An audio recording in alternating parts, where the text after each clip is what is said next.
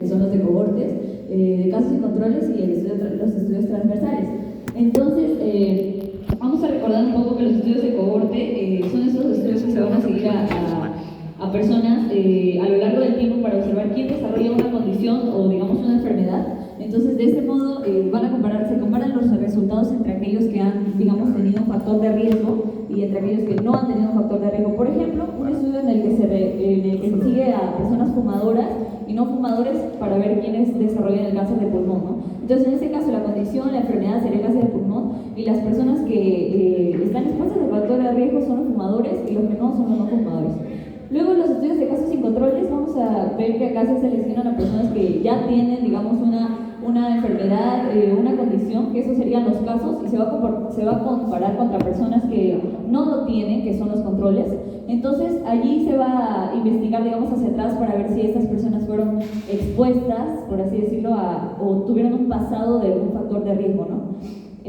Por ejemplo, en este caso podríamos comparar a personas con enfermedades cardiovasculares, con enfermedad cardíaca, y a personas, que en este caso serían esos los casos, y las personas que no lo tienen, que serían los controles, ¿no? Para ver si quizá ellos tenían antecedentes de, digamos, hipertensión arterial. Y luego vamos a ver el estudio transversal, que el estudio transversal se observa a un grupo de personas, digamos, en un momento específico, en un momento dado, se evalúa también la prevalencia de una enfermedad o de una condición y se relaciona con los factores de riesgo que en ese momento específico pueden tener, ¿no? Y bueno, entonces ahora sí, entrando más a este tema que es el stroke, bueno, ¿qué es el stroke, no? El stroke es un conjunto de recomendaciones principalmente que está diseñado para mejorar la calidad de los reportes de los estudios observacionales, como los estudios de cohortes, de casos y controles y los estudios transversales. Entonces, estos estudios son comunes en epidemiología, en medicina, y bueno, estos es básicamente una guía que nos ayuda a que podamos redactar de manera correcta para mejorar la calidad de los reportes de esos tipos de estudios, ¿no?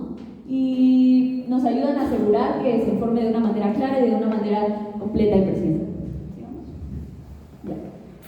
Acá vamos a poner algunas pautas, algunas pautas que nos van a indicar.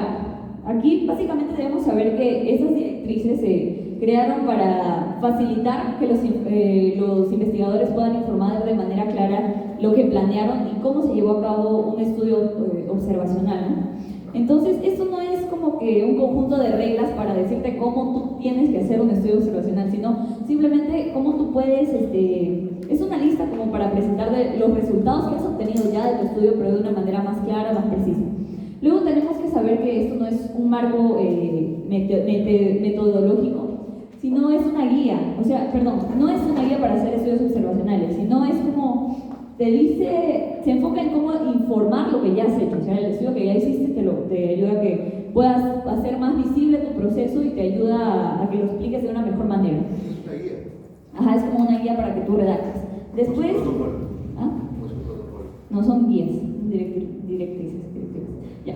Entonces, estas también debemos saber que no están diseñadas para evaluar la calidad del estudio observacional. No te dice si un estudio observacional ha sido bueno o malo, simplemente asegura que esté bien reportado, bien redactado, ¿no?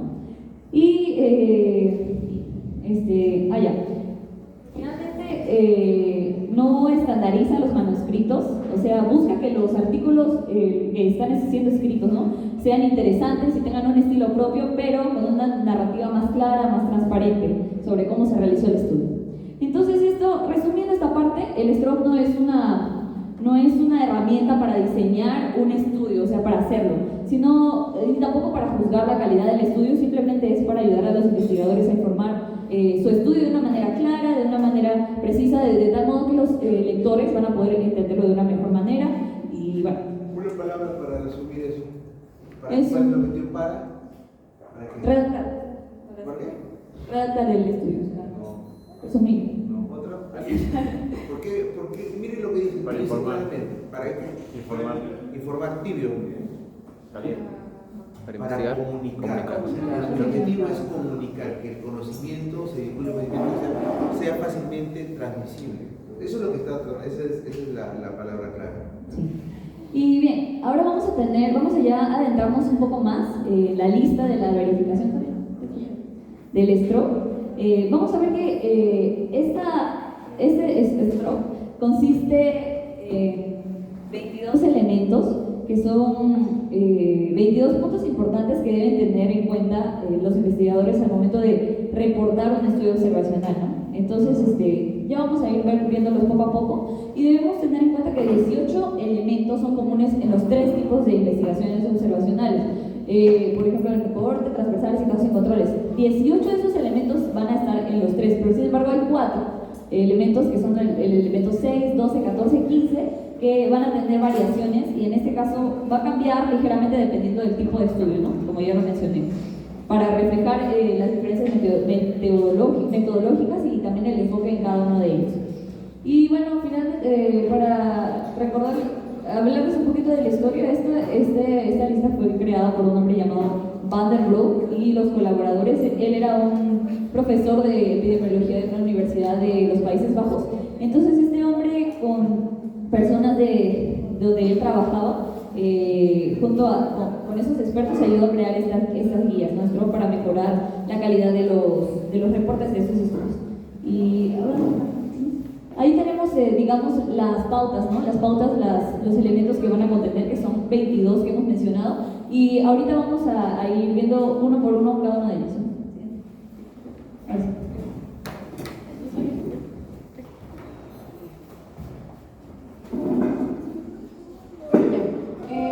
Como dijo Sashenka, son 22 ítems que se siguen, ¿no? Y son básicamente para comunicar mejor al lector qué es lo que va a leer en este artículo. Ahora, el título y el resumen. El título es básicamente lo que hace que el lector se enganche en lo que va, en la investigación que va a coger. Si yo leo un título que no es el que estoy buscando, pero básicamente estoy que lo leo y no lo entiendo, no sé qué rayos me dice, no lo voy se podría decir, a utilizar. Pero en cambio, esta guía, se podría decir, este stroke, que nos dice, las directrices del stroke nos dicen que el título básicamente es importante, ¿por qué? Y qué es lo que debe tener. Que debe expresar básicamente el estudio que quiere hacer. Y eran 3 tipos de estudios, ¿no? Ya que eran observacionales, no experimentales. ¿Cuáles son? Los 3 que mencionó Sashenka, ¿cuáles eran? Transversal, cortes, casos y control. Por ejemplo, aquí tenemos el ejemplo, ¿no? O de un artículo que siguió esto de stroke. Incidencia de leucemia entre trabajadores de la industria manufacturera de zapatos y botas. ¿Y ahí qué más dice? Un estudio de casos y control. Ajá, eso es básicamente lo que nos dice esta pauta del título y resumen. Que el título se debe expresar con un término simplemente el estudio que se va a hacer. En el caso del resumen, nos dice que simplemente debe estar lo que se quiere presentar, ¿no? Siguiendo las pautas o no olvidándose de los puntos que siguieron haciéndose, en este caso que son los 22 siguientes. El ejemplo lo tenemos aquí. Acá está, por ejemplo, el resumen que nos dice que debe proporcionar la información clave. ¿Cómo? ¿La B o la? No, un punto bien. Ese es el ejemplo del título. Y ese es el resumen. Ya, aquí que nos dice, el resumen proporciona la información clave que permite al lector entender el estudio y decidir si lee o no el artículo. Y los componentes típicos que incluyen la pregunta de investigación, que sería una breve descripción de los métodos y los resultados, y también una conclusión. Eso es lo que debe tener el lector. El ejemplo del resumen, aquí está, por ejemplo. Ahí está muy grande, pero es básicamente lo que se concluyó y lo que debe estar luego del título en una investigación. Ya, luego tenemos los antecedentes y los fundamentos. Ese es el resumen. Ese es el anterior. Ese es el resumen. No, ese es el. Ese es el. No, sí. Tú lo que estás hablando ahí es resumen, pero ahí dice resultado. Ya, una parte del artículo, porque hemos sacado de 2, pero el principal, que era el más grande, nos decía que en la parte del resumen normalmente debe tener la parte de los resultados, pero expresados en números. Ahí no debería ser resultados, debería ser resumen. Pero es básicamente el resumen del artículo del ejemplo que nos daba la investigación. Ustedes han leído artículos de investigación y Ahí, bueno, lo que dice resultados no se ciñe. En el resumen, ¿qué es lo que tiene que estar consignado? ¿No? Métodos. Primero el objetivo del El objetivo. La pregunta. Material y métodos. Resultados. Resultado. Y conclusiones. Conclusiones. Ahí ella no lo ha mencionado, pero ahí está describiendo, no describe el objetivo, pero sí describe los materiales y métodos, describe los resultados, ¿sí? Y finalmente ahí señala la limitación o las exigencias que tenemos y finalmente emite una conclusión, ¿no? Que eso es lo que tiene que tener el resultado. Ahí no lo has hecho muy claro. Ahí está básicamente, ¿no? Que dice que los resúmenes deben sintetizar detalles claves del estudio y presentar solamente la información que se proporciona en el artículo. Hay una parte que también nos dice luego que debe estar los antecedentes y los fundamentos. Ahí dice fundamentos, que básicamente estos deben explicar las razones y los fundamentos científicos de la investigación que se está comunicando. Como por ejemplo, ahí nos dice, ¿no? ¿Cuáles son las razones por las que se está haciendo esto? Ahí dice las preocupaciones sobre la creciente prevalencia de la obesidad de niños y adolescentes que se hacen claras las emociones bien documentadas en la obesidad infantil y lo demás que dice. Y por último también están los objetivos, que es una parte que también se debe mencionar, que acá el artículo nos decía que en la parte de Strauss que se deben mencionar los objetivos específicos, incluyendo también la hipótesis, o sea, la pregunta. Que en este caso el ejemplo nos daba, ¿no?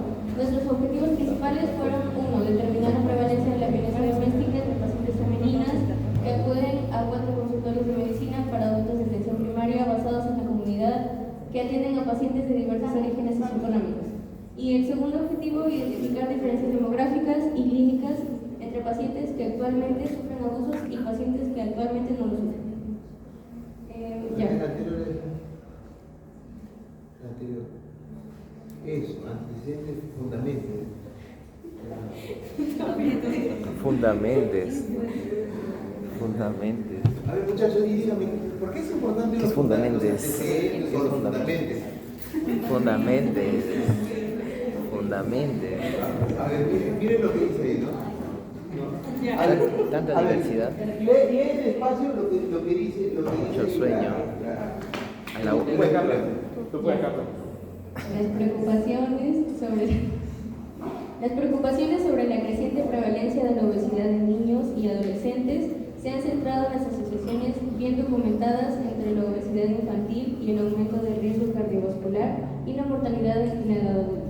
La obesidad infantil tiene consecuencias sociales y psicológicas considerables durante la infancia y la adolescencia, pero se sabe poco sobre las consecuencias sociales, socioeconómicas y psicológicas en la vida adulta. Hasta ahí. Ya. A ver, échale quito. ¿Qué es lo que te impresiona hasta ahí, lo que has leído? El antecedente. Es un antecedente corto, dicho sea de paso. ¿Qué te llama la atención? La prevalencia de obesidad en niños y adolescentes.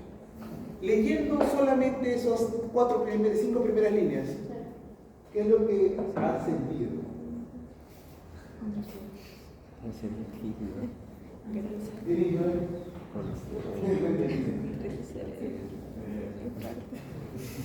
¿Por qué la gente le no le toma esta parte de código importante? ¿Qué le llama la atención?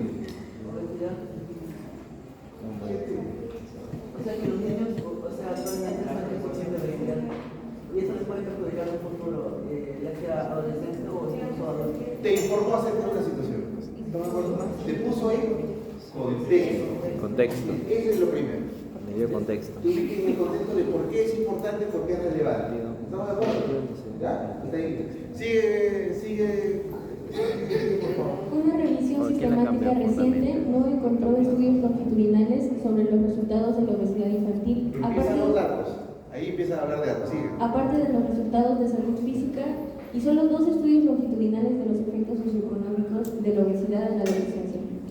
Gortmarker encontraron que las mujeres estadounidenses que habían sido obesas en la adolescencia tardía en 1981 tenían menos probabilidades de estar casadas y tenían ingresos más bajos 7 años después que las mujeres que no habían tenido sobrepeso, mientras que los hombres que habían tenido sobrepeso tenían menos probabilidades de estar casados.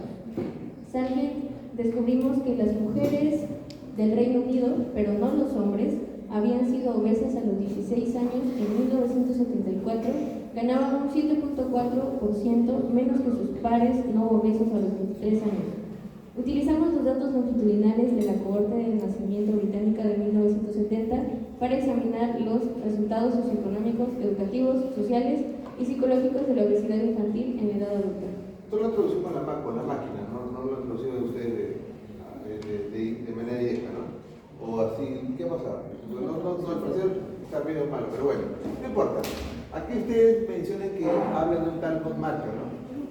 Y luego hablan de un tal sargento y colaboradores, ¿no? Sargento. Entonces, habitualmente, cuando una vez ya tú te has puesto en contexto, empiezas a hablar de los antecedentes, empiezas a describir cuál es la situación, generalmente a nivel global.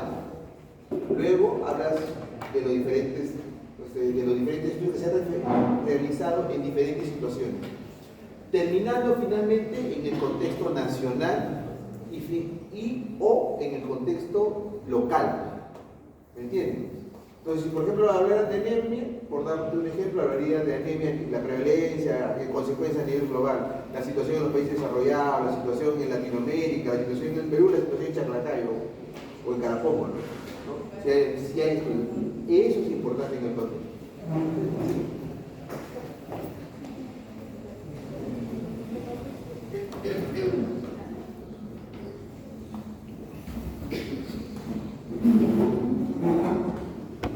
Bien, entonces desde los puntos 4 al 12 vamos a hablar solamente del área de métodos, ¿ok? Vamos a iniciar.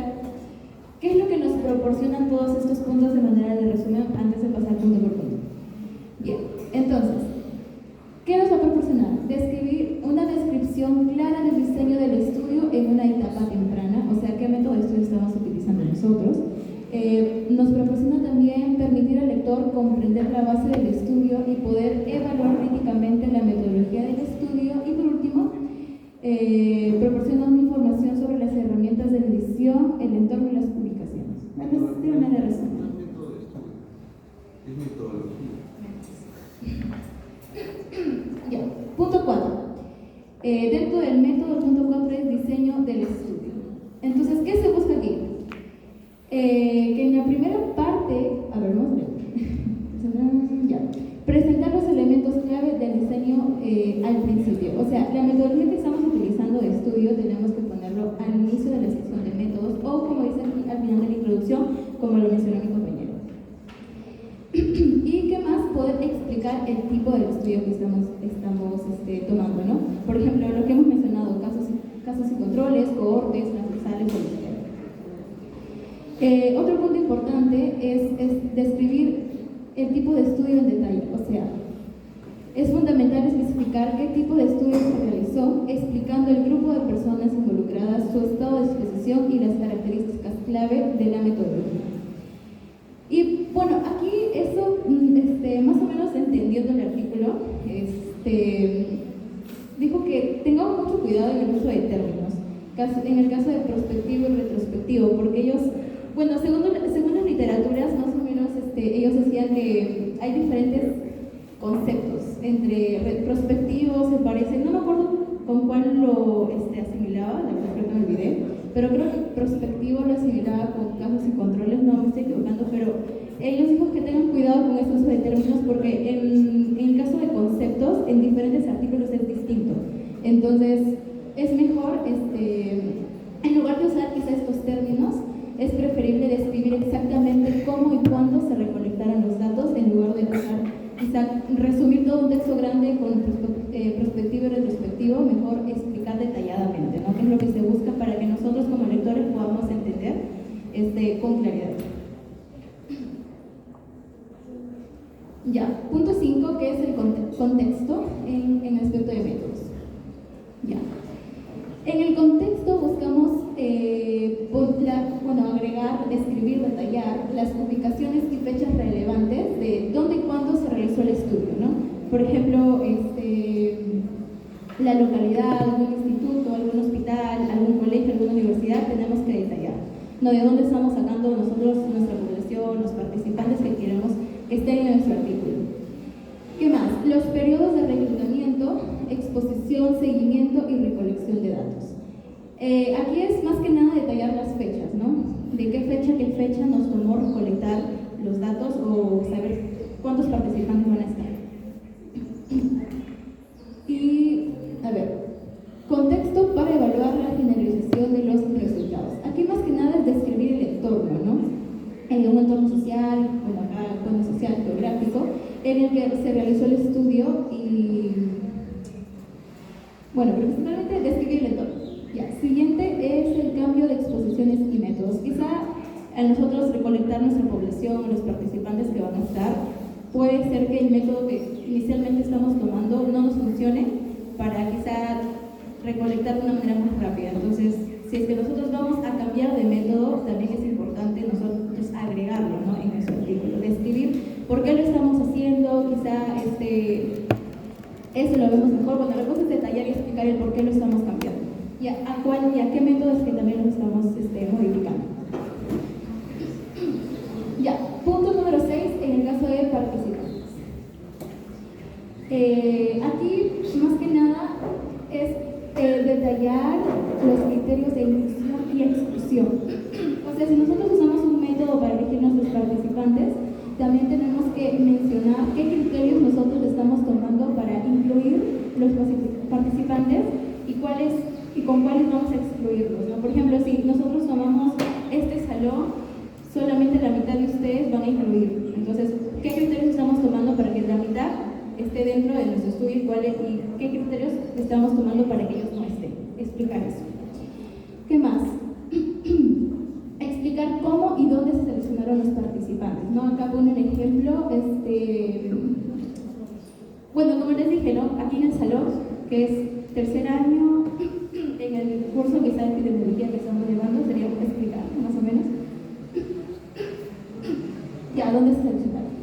Siguiente es los métodos de seguimiento, que es detallar los procedimientos para garantizar la validez de los resultados, incluyendo esfuerzos para minimizar la respuesta y la pérdida de seguimiento. Ya, y esto de aquí el emparejamiento. Bueno, la traducción del libro decía emparejamiento, pero es más que nada cuando vas a relacionar a dos grupos de personas. No es broma, apareamiento se llama. Ya. Por ejemplo, acá hay un estudio de cohorte y de casos y cortes y controles. Se usan, vamos a comparar dos grupos, ¿no? Un grupo sano y un grupo enfermo que nosotros hemos elegido. Entonces, aquí lo que está hablando es poder describir cómo se llevó a cabo el emparejamiento, los criterios utilizados para poder comparar los dos grupos y el número de expuestos y los no expuestos. Pero antes quiero ¿alguien tiene claro esto de exacto? ¿Es un estudio prospectivo y retrospectivo?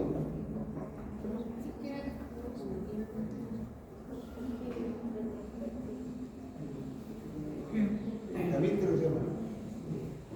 ¿Cuándo es un estudio prospectivo y otro retrospectivo? Prospectivo era cuando se proyectaba a la futuro y retrospectivo cuando evaluaba. Como volver a futuro, ¿sí? No, o sea, evaluaba información, pero recolectada en el tiempo pasado. Evaluaba recolección en tiempo pasado. Un prospectivo es el mismo que los mismos mencionados al inicio, que eran los de como el multiverso, ¿no? Ya miren, el prospectivo de prospecto no va hacia adelante y retro va hacia atrás. Por ejemplo, casos y controles. El de casos y controles tenemos un grupo que son, vamos a ponerlo en ejemplos, un grupo que tienen cáncer de pulmón y aquellos que no tienen cáncer de pulmón. Y vamos a irnos hacia atrás a estudiar el factor de riesgo, ¿no? O el causante de que un grupo tenga cáncer de pulmón y otro no, en este caso el cigarrillo. Estoy yendo hacia atrás, estoy partiendo de casos, que son los pacientes que tienen cáncer de pulmón, y controles, que son los pacientes sanos. Y estoy estudiando hacia atrás, en retrospectiva, cuál es el factor. ¿Me entiendes? Ahora, si es prospectivo, vendría a ser, ¿no? Con el mismo ejemplo, un grupo de pacientes sanos y otro grupo también de pacientes sanos, pero que fuman.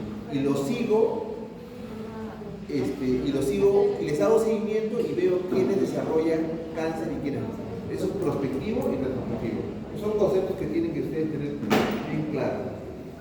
Luego, el contexto. Dice, a ver, ubicaciones y fechas relevantes. Eso se refiere, por ejemplo, dónde se realizó.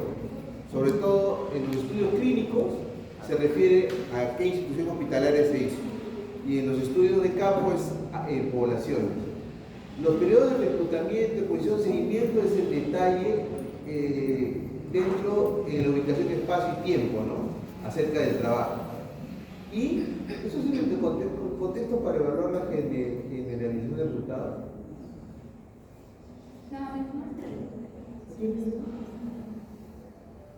Porque yo, o sea, la idea es que traten de yo no claro, o sea, por ejemplo, que el hospital, nivel 3, general, especialista, no, lo de generalización del resultado. O sea, ¿qué aplicabilidad tiene para la población con determinadas circunstancias?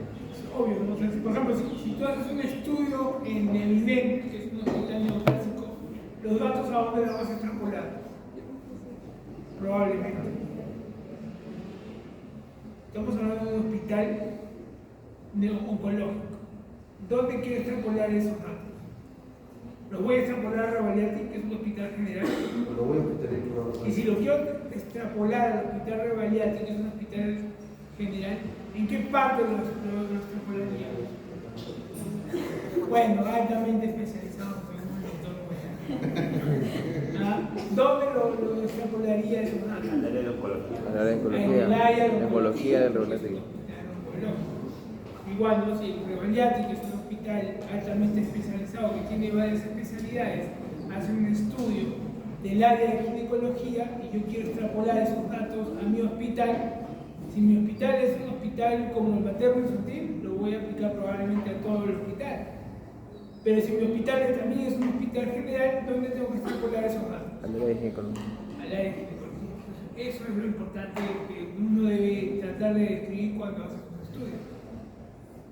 Sí. Los criterios de elegibilidad, eso es importante. ¿A qué se refiere? ¿Quiénes fueron elegibles? A ver, ¿alguien tiene idea a qué se refiere ese ítem?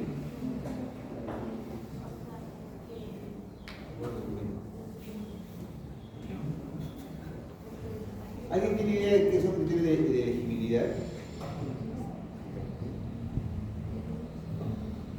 Pero ustedes han hecho investigación ya, han elaborado, ¿no? La primera clase, una clase estuvimos viendo sus propios estudios. Pero para que lo vean bien fácil, ustedes, por ejemplo, para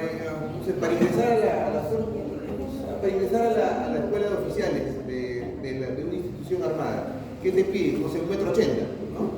Te piden, no sé, pues, no tener sobrepeso. Esos son requisitos que si tú no cumples, no ingresas a la escuela de oficiales, ¿no? Entonces, otro ejemplo es, por ejemplo, les piden ciertos requisitos para ingresar a la universidad, ¿no?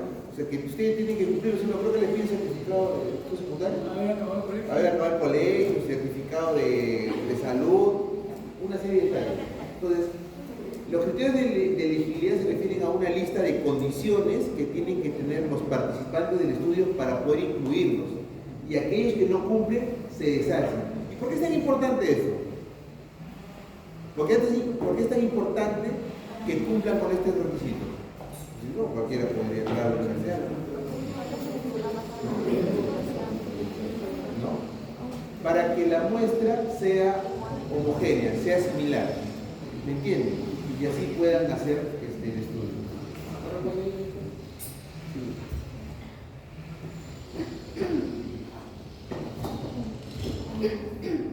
Ya.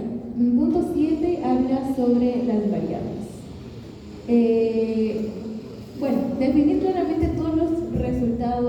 intervenciones, predictores, factores de confusión y modificadores del efecto. Y también proporcionar criterios de diagnóstico si es que se da. Bueno, punto número 1. Definir claramente todas las variables. Más que nada explicar los tipos de variables involucradas en el estudio, pues, ¿no? Si es que queremos agregar quizá la edad, el peso, las variables que queremos considerar, pues tenemos que definirlas y aclararlas. ¿Definirlas de qué? Definirlas. No, definirlas sí. Aclararlas. ¿Qué significa aclararlas? No sé. Definirlas claramente. Bueno, definirlas.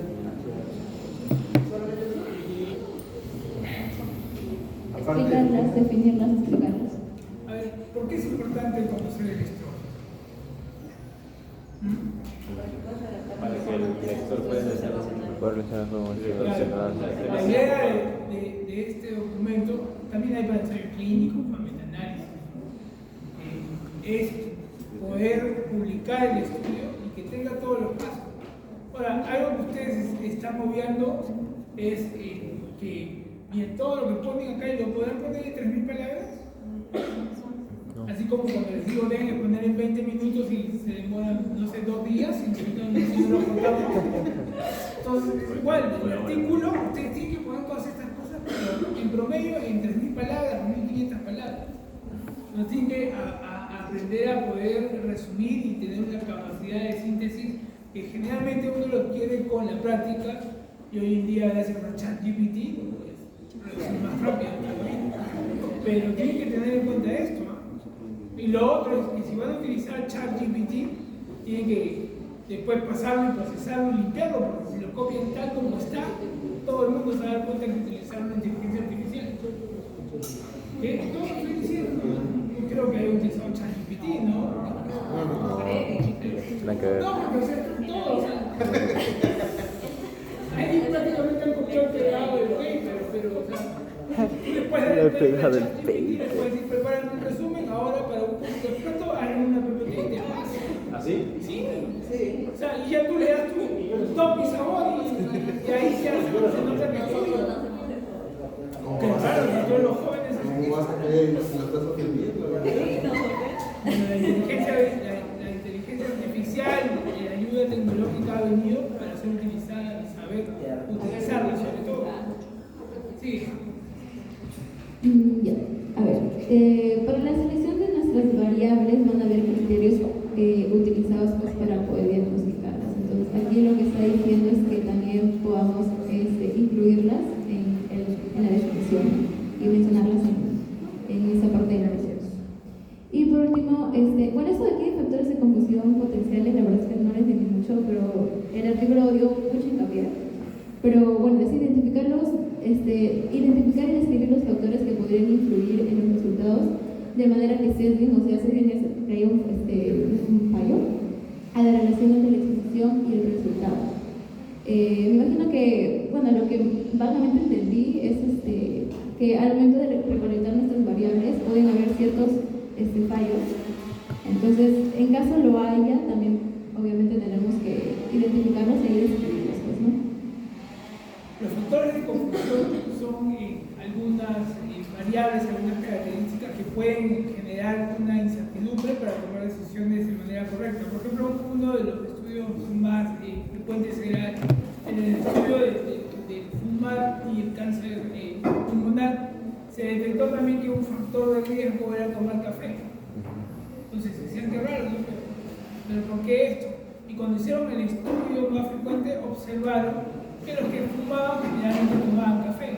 No es que el café produzca cáncer pulmonar, sino que los pacientes que fuman tienen más tendencia a consumir café y por eso se veía como un factor de riesgo. Por ejemplo, en el grupo, ¿qué grupo has puesto hoy día, mañana conmigo? Uno. Presentó un artículo en el cual presentaban como un posible factor de riesgo o una característica muy frecuente en la insuficiencia renal, la anemia.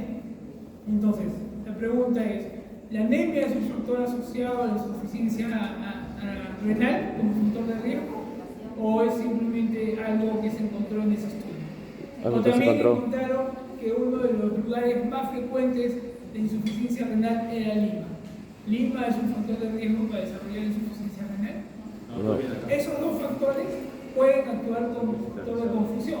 ¿Por qué? Porque en el primer caso de la anemia es un estudio de prevalencia, es una foto. Entonces a todos los pacientes que tenían insuficiencia renal les dieron las características y encontraron que la anemia estaba presente. Pero la anemia fue consecuencia de la insuficiencia renal o es la causa de la insuficiencia renal. Consecuencia. ¿Qué dice? Para el grupo Consecuencia. del fondo. Para el grupo del fondo. ¿La anemia causa insuficiencia renal? ¿Y por qué aparecía en la data?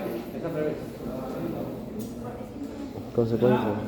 Lo más probable, por fisiología sabemos que cuando tenemos el riñón enfermo o insuficiente, va a dejar de producir y en consecuencia puede haber anemia, ¿no? Entonces eso es lo que debemos tener en cuenta. Ahora, la mayoría de los estudios que se presentaron en esta presentación de insuficiencia renal fueron desarrollados en Lima.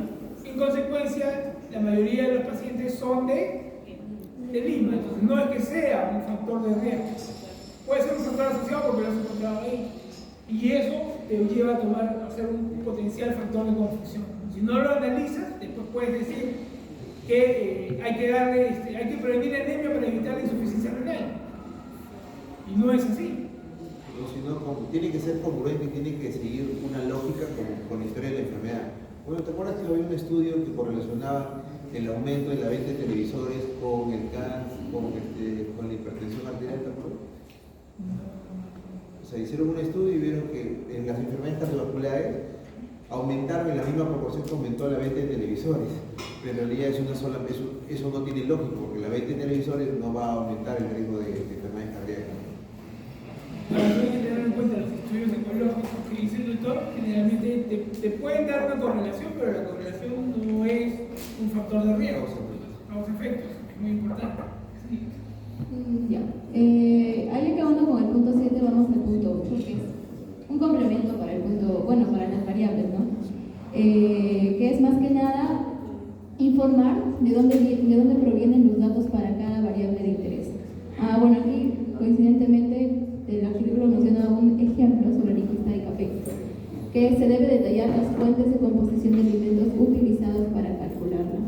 Y a eso también detallar los métodos de evaluación o medición, o sea, explicar cómo es que se midieron las variables, donde se incluyen las herramientas, técnicas y fórmulas empleadas. Por ejemplo, siguiendo con lo del café, ¿no? Especificar cómo se calcularon los miligramos de cafeína a partir de las diferentes fuentes, con café, té y bebida. Pero, entonces lo de rojo es más importante que intenté recalcar, ¿no? Y de dónde provienen los datos para cada variable de interés y explicar cómo es que se midieron las variables. Y por último, la validez y la confiabilidad, que es proporcionar evidencia de que los métodos de medición son validados y confiables.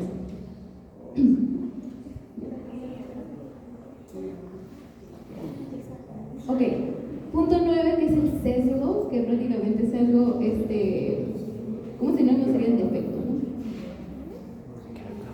Bien, en caso del sesgo tenemos que identificar y describir las posibles fuentes de sesgo. Entonces identificar y describir las posibles fuentes de sesgo que podrían afectar los resultados del estudio. De ahí detallar las medidas que se tomaron para poder minimizar y controlar los sesgos identificados para poder así, en caso de los resultados del estudio, se pueda dar con mejor claridad. Y también se recomienda discutir la dirección y la magnitud del sesgo y así poder estimar su impacto en los resultados. Ahora el punto 10, que habla del tamaño de la muestra. Bueno, aquí menciona que si el estudio es más grande, es mucho mejor. Entonces, el estudio debe ser lo suficientemente grande para poder obtener resultados precisos con intervalos de confianza estrechos. Aquí el artículo explicó por qué es que, como les decía, cuanto más grande la muestra es mucho mejor, porque al final vamos a ir descartando quiénes ingresan o quiénes aplican o no aplican para nuestro estudio, y al final lo que va a hacer es detectar un grupo pequeño, pues, ¿no?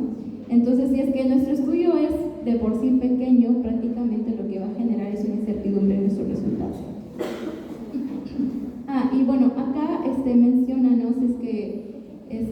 si es que hay una interrupción del estudio, también se menciona, ¿no? Y explicar por qué es que se hizo, o sea, informar. Ya, esto sí varía las comparativas, pero no lo entendí mucho. Pero, bueno, aquí habla sobre explicar cómo es que se manejaron las variables cuantitativas, si es que fueron agrupadas y justificar los criterios de agrupación. Habla también sobre las variables continuas, mantener las variables como continuas. Ya, si es que mantenemos las variables continuas, o sea, conservan información, pero debe considerarse si la relación es lineal o no. En caso de que sean relaciones no lineales, explorar posibles desviaciones de la linealidad y considerar modelos alternativos como transformaciones o transformaciones.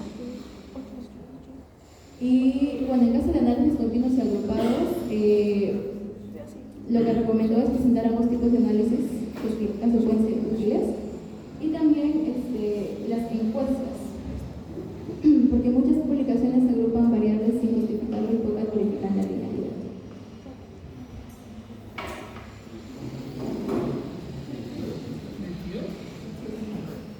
Ya, punto 12, métodos estadísticos. Aquí más que nada es, o sea, como... Se acabó ya. Hace 10 minutos.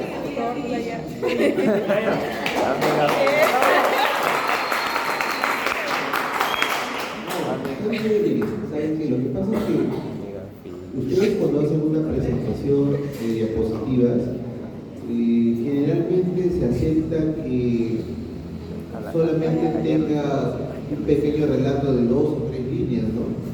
Y algún gráfico. Aquí está plasmado en todo el libro. Entonces, eso es algo que tienen que ir aprendiendo poco a poco, ¿no? O sea, se esboza la idea principal y luego de repente un gráfico, un dibujito, todos los dibujitos que suelen colocar ahí, tipo TikTok, tipo que son más adornos, sino un gráfico para explicar o afianzar el concepto que plasme. Entonces, yo les sugiero que para las próximas presentaciones tengan una mejor capacidad de resumen, porque al final tanta descripción dispersa mucho la idea principal, ¿me entienden?